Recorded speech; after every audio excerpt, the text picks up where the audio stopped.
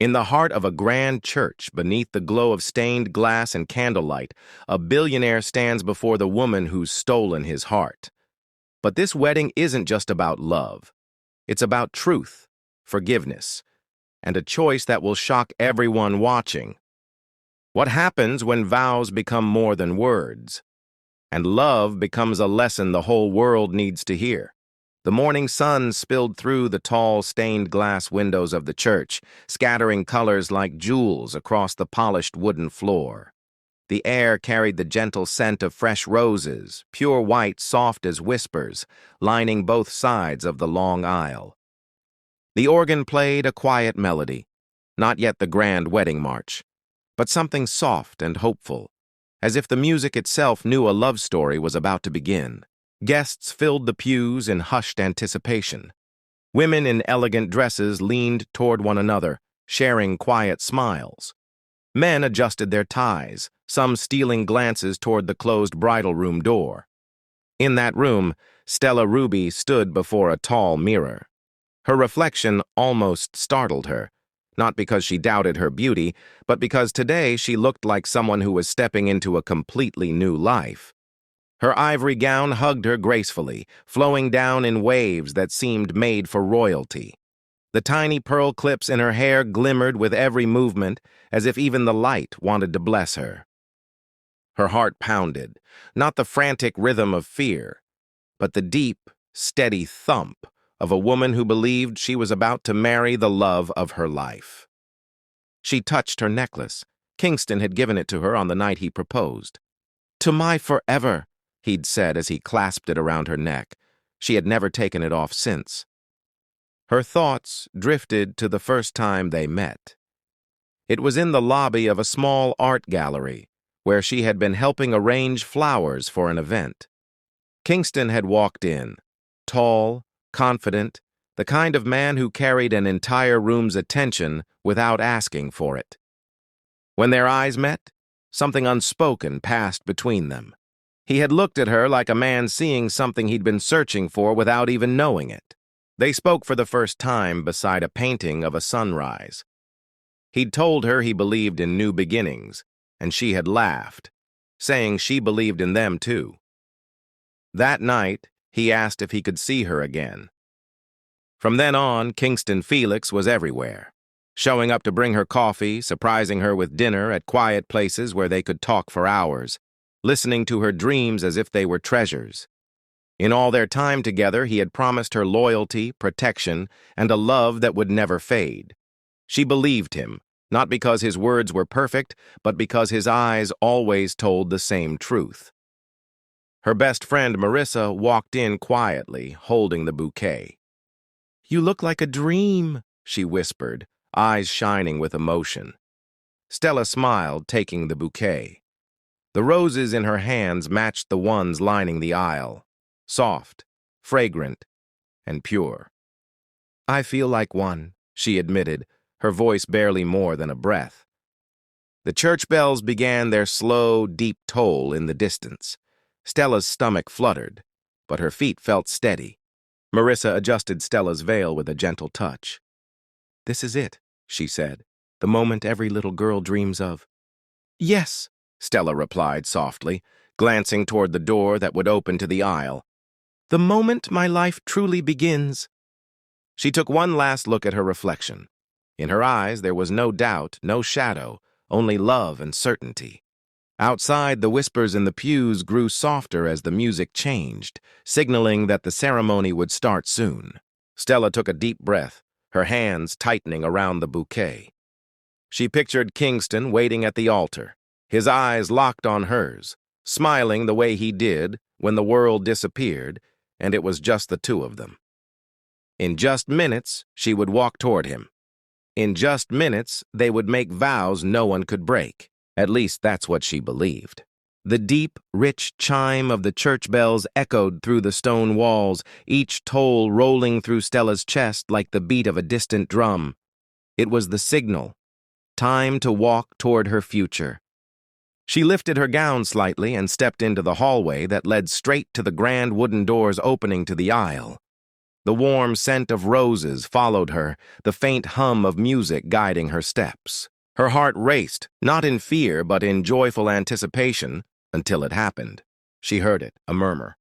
It came from behind the heavy oak door of a side room just a few feet away. At first, she thought nothing of it. Perhaps a guest making a quick phone call, or someone adjusting last-minute details for the ceremony.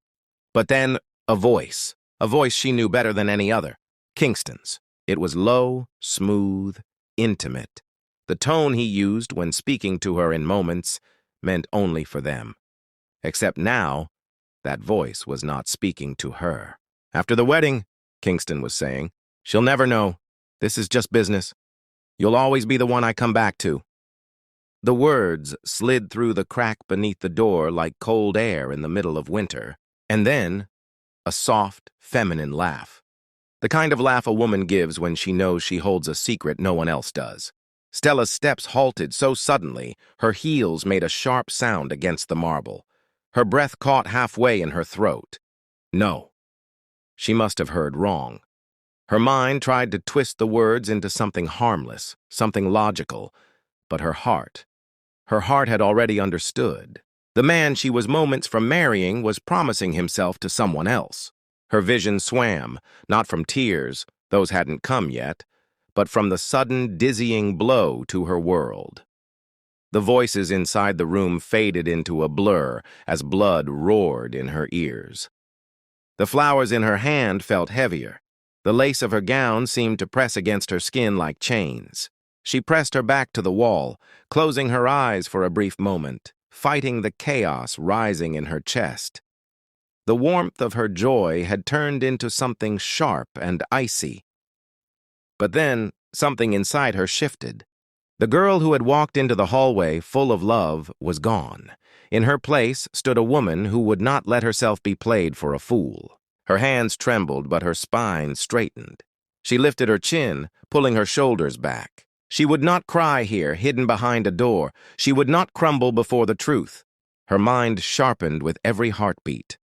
She replayed Kingston's words in her head, not to torture herself, but to burn them into memory, a reminder of what she had just learned. Love was not supposed to sound like a secret.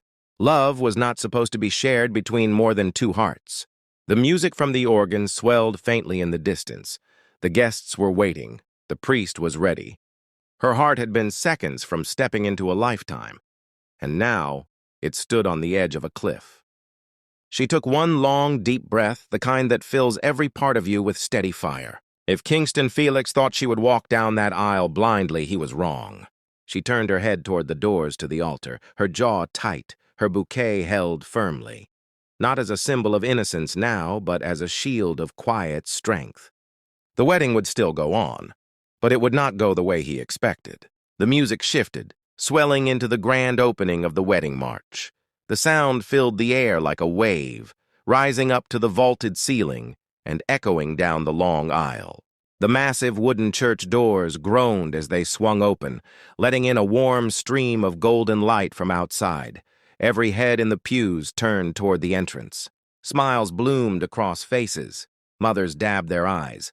Guests leaned forward, eager to see the bride's first steps.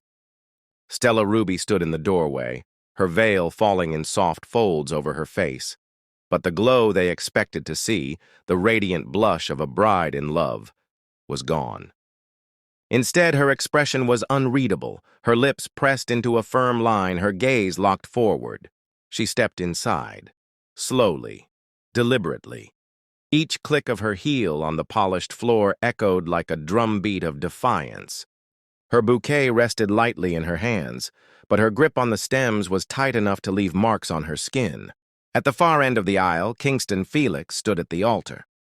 He was the picture of a man certain of his place in the world, tall, handsome, poised in his tailored suit. At first, he smiled the confident smile of a man about to claim what he believed was his. But the longer Stella walked, the more his smile faltered. Something in her eyes stopped him cold. It wasn't shyness, it wasn't awe. It was a quiet storm. Gasps whispered through the guests as they noticed her calm, unhurried pace. Some exchanged glances, sensing something they couldn't name. Kingston shifted his weight slightly, straightening his tie, trying to push down the unease that prickled at the back of his neck. When Stella reached the front, he extended his hand, the way a groom always does. But she didn't take it. Instead, she turned, very slowly, away from him and toward the priest. The sudden movement drew every eye in the room. Her voice, when she spoke, was calm, steady, but it carried across the church with the clarity of a bell. "Before I vow my life to someone," she said, "I need to ask, Kingston, who is the woman you promised to keep after marrying me?" The air seemed to shatter. A collective gasp swept through the pews like a gust of wind. A bridesmaid's hand flew to her mouth. Someone in the back dropped their program, the soft thud echoing in the silence. Kingston froze, the blood draining from his face. "Stella." His voice cracked slightly as he tried to force a smile. "It's not what you think." But no one moved. No one whispered. The silence was so complete it felt like the walls themselves were holding their breath. The priest's brows knitted, glancing between them. Stella stood perfectly still, her gaze steady on Kingston. Her question hung in the air like a blade. This was not the walk of a bride eager to marry. This was the walk of a woman demanding the truth, no matter who had to hear it. Kingston's hand shot out instinctively, reaching for hers, the way he had done countless times before when he wanted to draw her close and steady her. But this time, Stella stepped back. The motion was small, but the space it created between them felt like a canyon. Her voice was calm, but every syllable cut like glass. "I heard you, Kingston, every word!" For a heartbeat, the church seemed to tilt. Kingston blinked, as if the world he stood on had shifted under his feet. His gaze flicked around the room, desperate for something familiar to hold on to.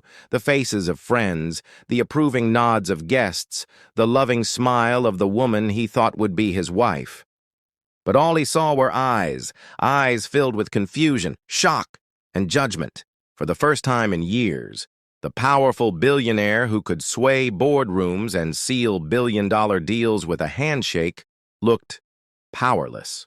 In the third pew, Stella's aunt slowly set down her program, her lips pressed into a thin, disappointed line. Behind her, a groomsman shifted uncomfortably, glancing toward the floor. From the corner of Stella's vision, a shadow moved. The woman from the side room.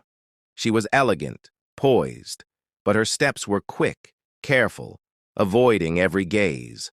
Without a word, she slipped through a narrow side door, vanishing from the church as if she had never been there. Kingston's throat worked, his Adam's apple bobbing.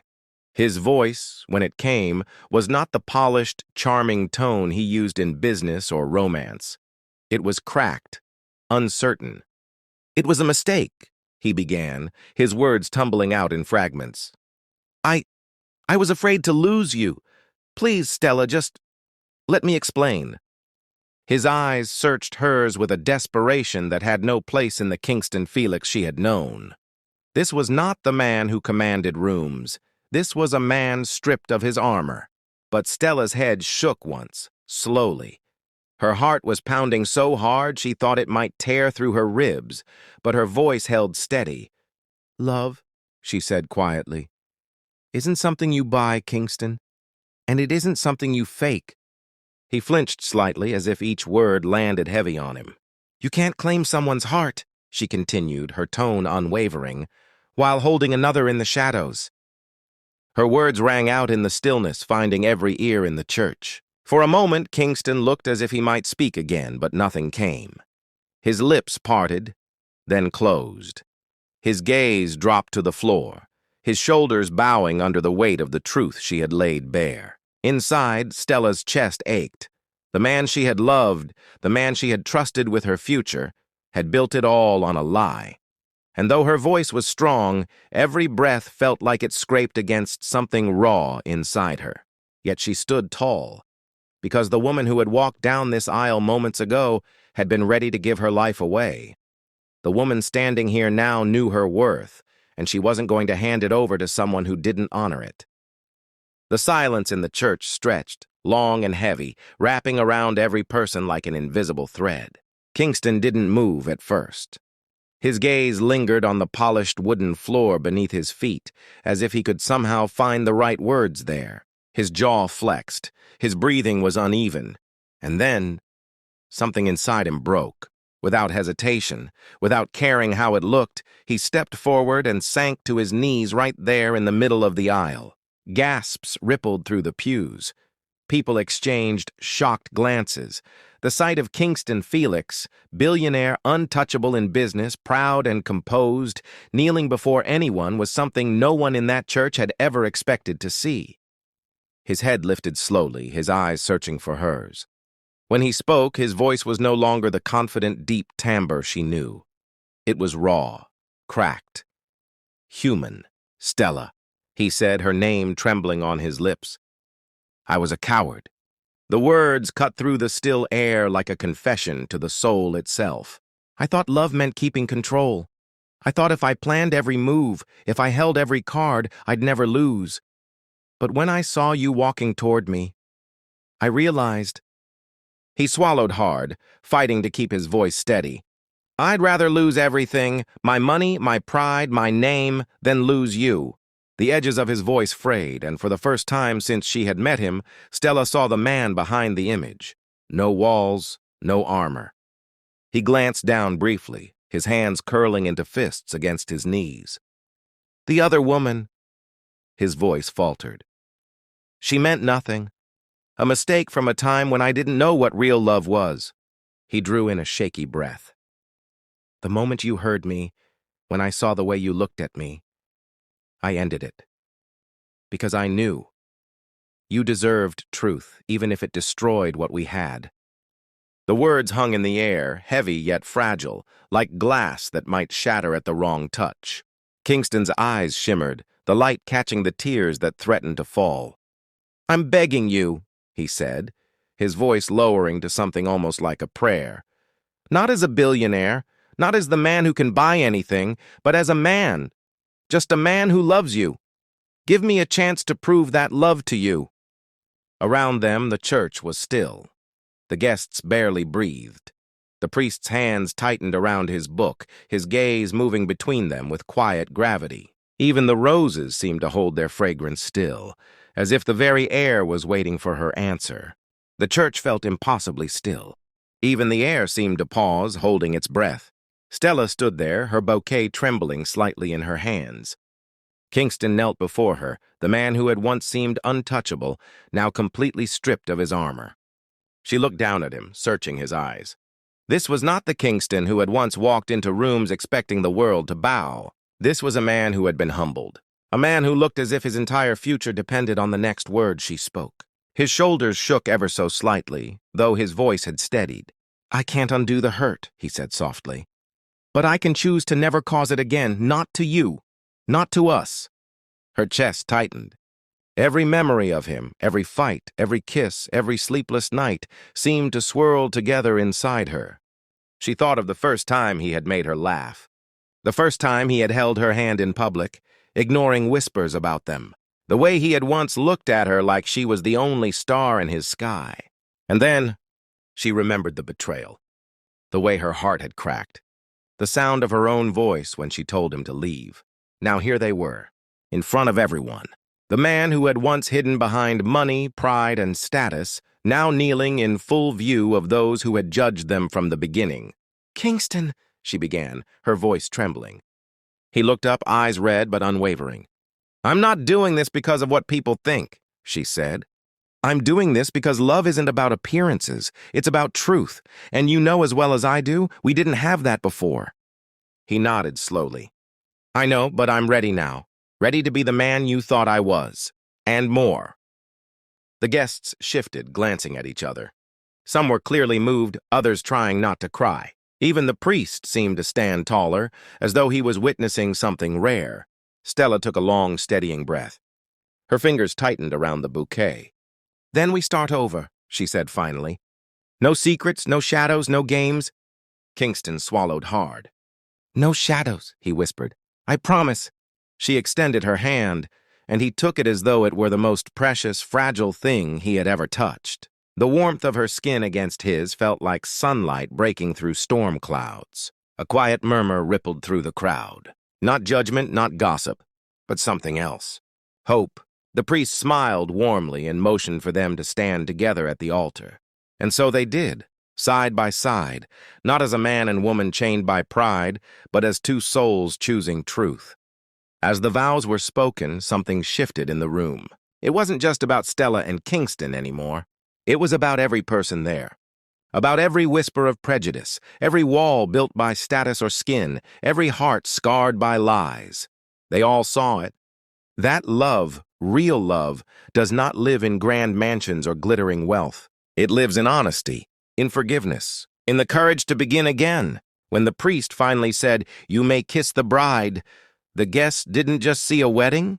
They saw a lesson unfold before their eyes.